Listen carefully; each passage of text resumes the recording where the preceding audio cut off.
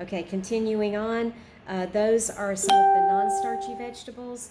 So you want to try not to go overboard on your non-starchies. Okay, you may have 1 or 2 servings a day, however you want to do it. But if you are not worried about trying to lose weight, or you may even be trying to gain weight, then don't worry so much about your portions on the starchy vegetables. Okay, so the next is to include an equivalent of at least 2 whole, gently cooked mushrooms every day into your plan. And water sauteing is the easiest way to get them in. You can put them in your salad cold. I believe Dr. Furman will cook his up at the beginning of the week, put them in the refrigerator, and every day he just takes a couple out, cuts them up, and sprinkles them over his daily salad. Is a great way to get those in. They're good cold. They don't have a whole lot of flavor to them. You can also go ahead and cook them into your soups and your stews, your other cooked dishes like the tofu scramble, your water sautés. And what are some of the mushrooms that you can consider? The cremini, also called baby bella or brown button, the white button, oyster mushrooms, shiitake, then the big ones, the portobellas, the maitake, which is also nicknamed hen of the woods, and enoki. Of course, that's not an exhaustive list, but those are just some that you can think about. Some of them have more health benefits than others. Number 7 is your nuts, your seeds, and your avocado. These do need to be limited. If you're trying to lose weight, these do need to be limited. These are your healthy fats. So we're replacing oils and animal fats with these things, our nuts and our seeds and avocado. Some people have a sensitivity to nuts, so they focus only on the seeds and the avocado. So I don't know if that's the situation for you, if you have trouble with ground nuts or tree nuts or whatever they call them. So if you're trying to lose weight, stick to 1 to 2 ounces per day of the following of these nuts. In addition to that, you do need to include 1 tablespoon per day of freshly ground flax seeds, or a combination of freshly ground flax and chia seeds. Always be sure that you grind your flax seeds, and it would be better if you ground them fresh and don't buy them pre-ground. Okay, you grind them yourself. You can buy an inexpensive coffee bean grinder at Walmart for like $15, and that will do the trick. And it's one that you don't do beans in, you just do your flax seeds in it. Or if you're ever trying to grind up some larger seasonings, like if you are trying to grind up some dried rosemary, that kind of thing, you could use that coffee bean grinder for that too. But it doesn't take up any space on your counter, and you're better off to grind them, because once you grind flax seeds, they immediately begin losing their potency and their good benefits. So better to grind it yourself. Chia seeds have almost the same benefits as flax, so I just mix them together. I have a little jar, mason jar, and I put half of each in there and give it a good stir. Have a tablespoon that lives in that jar, and I just scoop out 1 tablespoon every morning, dump it into my coffee bean grinder, and then I sprinkle it on my morning vegetable soup. So that tablespoon is not counted in the rest of your healthy fats for the day.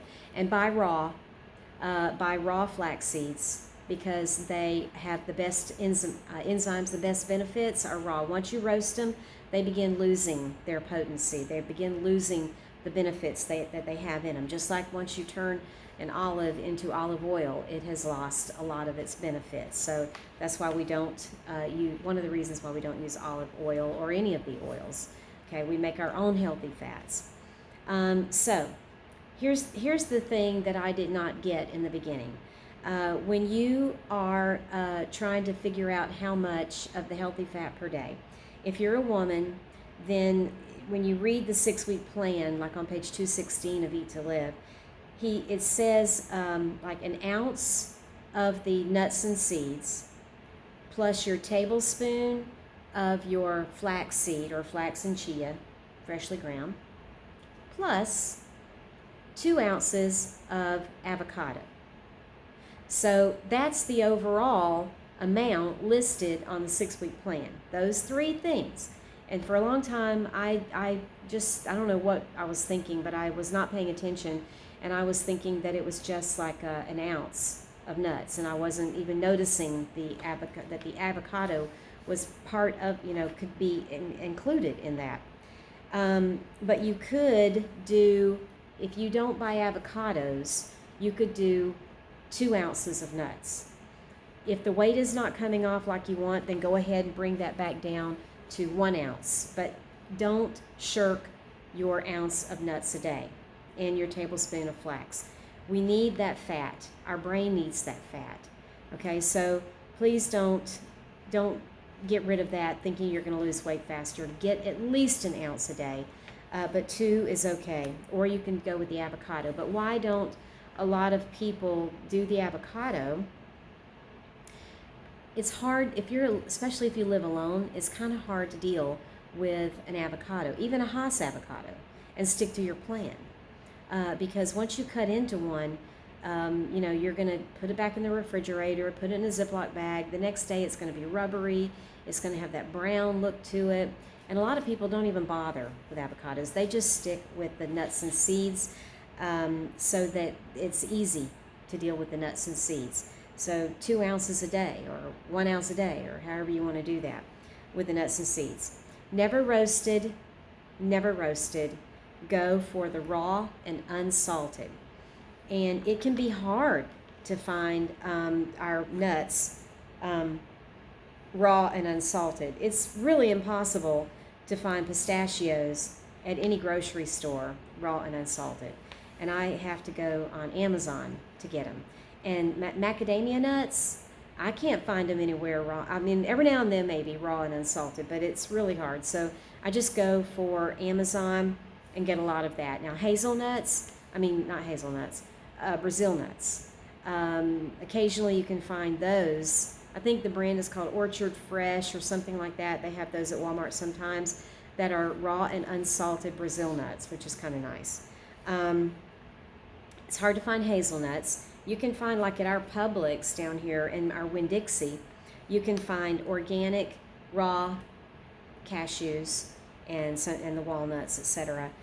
So if I can find it locally, I'll get it locally. And if I can't, I will go on Amazon. So for my pistachios, shelled, raw, unsalted, I get them on Amazon. And then also pine nuts, pignoli. Dr. Furman is extremely adamant that you go for the Mediterranean and not the Chinese pine nuts. The Mediterranean have, don't quote me on this, but it's like double at least the phytonutrients, the phytochemicals of the Chinese. They have a different shape to them. They're easy to distinguish between them. But if you have an option, go for the Mediterranean rather than the Chinese pine nuts. Okay, here are some nuts and seeds for you to consider. Almonds, hazelnuts, cashews, Brazil nuts, aka filberts, macadamia nuts, walnuts, and there's more than one kind of walnut, pecans, hickory nuts. I got to have hickory nuts in Spain this summer, in Italy this summer.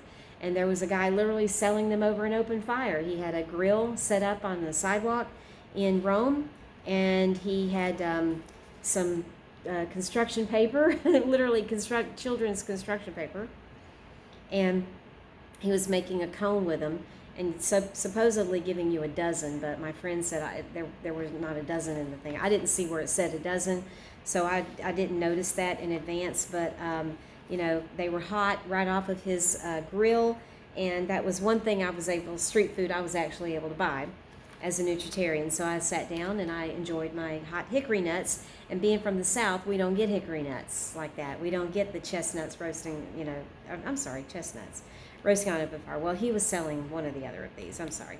Okay, coconut, pistachios, sesame seeds, sunflower seeds, pumpkin seeds, also called pepitas, hemp seeds, also called hemp hearts, chia seeds, flax seeds, and then the pine nuts, which I already discussed, and chestnuts. Okay, so I want to talk for a minute about peanuts. They're not really a nut. I know that we treat them like the rest of the things in this list, but in reality, they are legumes. They grow in the ground, and most people don't care for them raw. To make peanut butter out of raw peanuts, not very common. Most people prefer them to be roasted in order to make peanut butter, and salted is even better for most people. Personally, I have been off of peanuts now for quite a while in solidarity with my dear friend Nalita, and so I don't even pay any attention to them anymore. But some people do eat them as part of their nuts or their peanut butter. They'll have a serving of peanut butter as their serving of healthy fat for the day. I did that many times in the beginning. I would get 2 tablespoons of peanut butter, put it in a little cup, and go sit down in the living room and just eat it like as if I were eating gold, and just enjoying it like that. Okay. Since then, though, now that I make my own nut butters, which I can be a little overboard on that when I'm emotional eating, but I dump a handful of 11 different nuts and seeds into the Vitamix, 1 handful each. I tried 2 in the first time, and it was way too much. It about burned out my Vitamix. But then I went down, I just grabbed 1 handful. There's no science, there's no measuring. I just get 1 handful, dump it into the Vitamix, like 11 different nuts and seeds, and blend the heck out of it for about 5 minutes and make a nut butter. And there are no peanuts in it, and yet it tastes to me like peanut butter. Okay, they're all raw and unsalted, but it satisfies me like peanut butter would. Okay, my next topic is whole grains.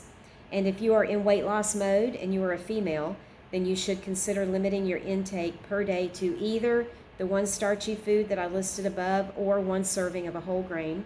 If you are very physically active or you are a male, you could probably have 2 servings per day from these 2 lists combined.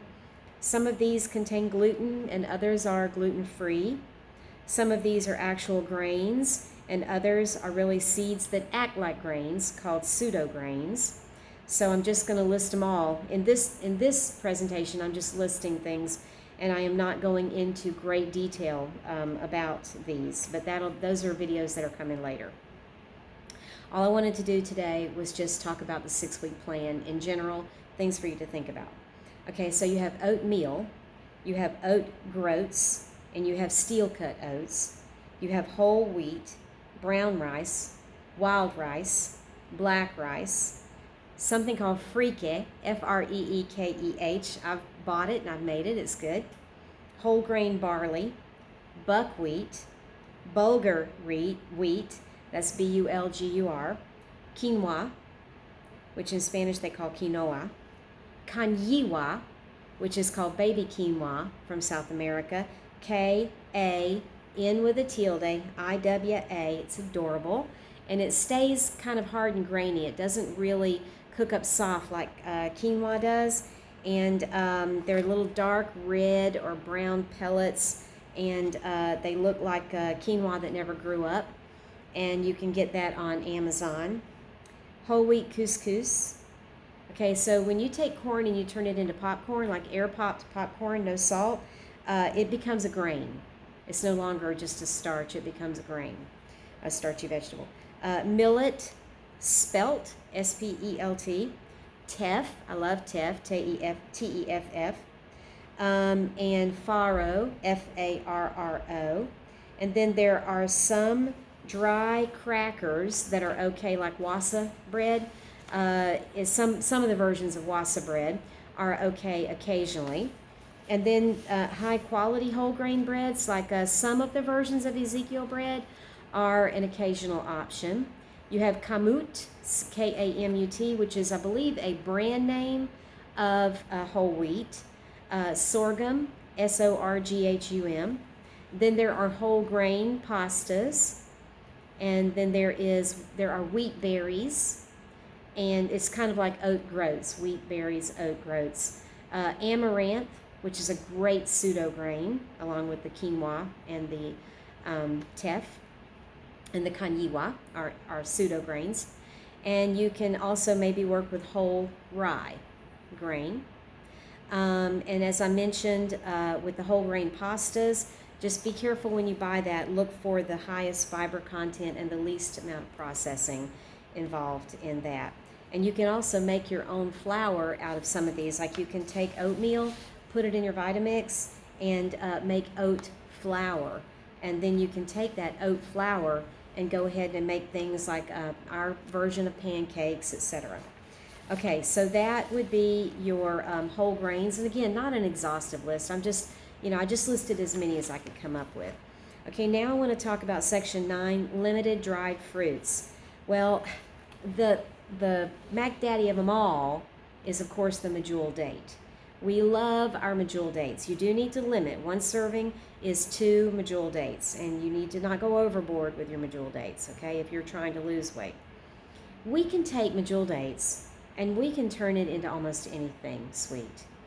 We can add it to so many different things. We can replace honey with medjool dates. We can cut them up and make a jelly, instant jelly out of one medjool date with a fork and half a tablespoon of water in a tiny bowl in the microwave for 20 seconds.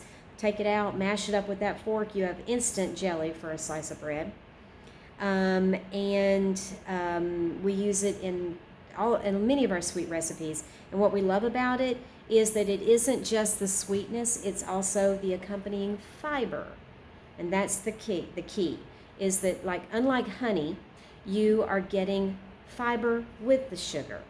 And for those that are ethical vegans, using medjool dates is not harming any bees. Okay, bees are not involved. Okay, so unless it's very indirect way, but not like the making of honey. There also is another kind of a date called a deglet noor date, D-E-G-L-E-T, deglet. I think it's N-O-O-R, deglet noor. They're smaller, so if the recipe calls for dates, it'll tell you like something like 4 deglet noor dates or 2 medjool dates or something like that. Raisins. I've used raisins in my homemade energy bars before, and so they're a nice substitute for figs if you need to. The dried cranberries, like I said, be careful of the additives. Tamarind, T-A-M-A-R-I-N-D, is a dried pod that you can get a sweet kind of a paste out of that you can use. Very, very popular in Hispanic countries, tamarind, the flavor of tamarind. Goji berries, loved goji berries, G-O-J-I. Whenever I am allowing myself a whole grain, like oatmeal, I will take a serving of goji berries from the bag. It's not very much. And you can pre-soak them or put them in and let them kind of reconstitute as you're heating up your oatmeal. And they just have such a unique flavor to them. I just adore goji berries. Okay, now the final thing I want to mention is what we need to eliminate as Nutritarians. So if you have not already eliminated all of these, please be considering working toward the elimination, the ultimate elimination of all of these things, because they are unhealthy. They are not good for your health. Number 1, dairy. Dairy cheeses, soft, hard, creamy. Eliminate all dairy cheeses. Dairy milks, opt instead for plant milks, almond milk, cashew milk, soy milk, etc. Dairy yogurts, cottage cheese. You can make your own yogurt using nuts and some probiotics. All you have to do is just look on YouTube. Watch Mike the Vegan. I just watched an episode that he had made about a year ago, and he did it with nothing but he bought a bottle of probiotics, and he broke them up and he put them into the cashews. I think he did almonds and cashews, 2 bowls. That's all he did, was like a cup of almonds and a cup of cashews, and he soaked them, then he ground them up, and he put them in a bowl, and he made yogurt out of them using no equipment, but just the basic blending. Okay, so all beef products and beef fats, eliminate that. All poultry products and poultry fats, and that's where you have to be careful with some processed foods and packaged foods. They will have powdered chicken fat or beef fat in them, and so that's why one reason why most Nutritarians and other whole food plant-based folks stay away from boxed foods, packaged foods, because there are things hidden in there, and they disguise them on the label with different words. And so that's why we tend to make our own foods so that we know exactly what's going into it. Try to eliminate all fish, all seafood. Try to eliminate all seafood. Pork products and pork fats. Try to eliminate fruit juices. Every now and then you might see a recipe with pomegranate juice in it, but for the most part, go for the whole fruit and do not consume fruit juice. All oils, including olive oil, coconut. I use coconut on my skin, but I use it in my hair when I color my hair. I use coconut oil, but I never consume it anymore. Canola oil, vegetable oil, all of those. Try to eliminate all oils for cooking and for eating. Water sautéing is an easy substitute for oil sautéing. Also, instead of oil in your dressings, instead use nut butters in your dressings instead of oils. Okay, boxed, bagged, frozen, jarred, processed products with commercial preservatives, seasonings, commercial seasonings, salt, sugar, artificial colors, etc. Try to eliminate all of that. We do use some processed products as Nutritarians, but we're very selective on the ones that we choose. We look at those labels carefully. There's a brand of pasta sauce that I like, and I believe the brand is called Walnut Acres, and it's extremely low processing. So, I prefer that. And eggs. Try to work yourself toward eliminating all eggs. And for me, and I've said this many times before, I was 18 months into this before I went 100%. And yes, I was eating eggs maybe 6 a week for a long time, no salt, but I was soft boiling 2 eggs in the evening, and I was counting that as my fat, okay, for the day, the eggs, because of the egg yolk. And I would take 2 slices of whole grain bread. I didn't know about Ezekiel bread yet. I was just buying like the Arnold whole grain bread. And I would break the bread up into a bowl, and I would add pepper, but no salt, and then break those 2 soft-boiled eggs up in there, because in college, all we could have was a hot pot. We couldn't have a crock pot. We could have a crock pot or a hot pot, but we couldn't have a burner. We couldn't have a microwave for some reason. So I would soft boil eggs and eat them with bread and salt and pepper in college. So then, later I would still do that every now and then for old time's sake. I just liked it. And so for a long time after I became a Nutritarian, I was still doing that until it finally sunk in that I needed to get rid of all animal products and get rid of the eggs. And so I finally did. And I don't really miss them anymore. I do fine now. Not worrying about sad foods. I still eat for emotional reasons. I'm still a food addict, but I've managed to cut out all sad foods at least. So that's, that battle has been won, but I still fight the emotional eating battle. Okay, so just as a final recap here of what we just said, is at least a pound a day of raw vegetables. Go for variety and colors, variety in colors, the rainbow. At least a pound a day of cooked vegetables, and it's so easy to get a pound of cooked vegetables because you've got water content, etc. Aim for at least 1 cup of beans per day. Salt-free would be best. And aim for 3 to 6 fresh or frozen fruits every day. Try to stay away from canned. In addition to the green and non-starchy vegetables, you can eat a serving a day of starchy vegetables or more if you're not in weight loss mode. Include the equivalent of at least 2 whole, gently cooked mushrooms every day, but be sure that you cook them at least a little bit because they have an enzyme in them called agarotine that needs to be burned off. And if you cook them just for a minute or 2, it burns off the agarotine and they're no longer considered toxic for humans once you do that. Okay, so just like the equivalent of two of them, like a thumb size, is all you need to get the health benefits from the mushrooms. Okay, number 7 is your nuts and your seeds and your avocado. Try to limit those if you're in weight loss mode. These are your healthy fats. These are your healthy fats. So aim for an ounce a day, minimum an ounce a day. And then in addition to that, your tablespoon of freshly ground flax seeds or flax and chia seeds.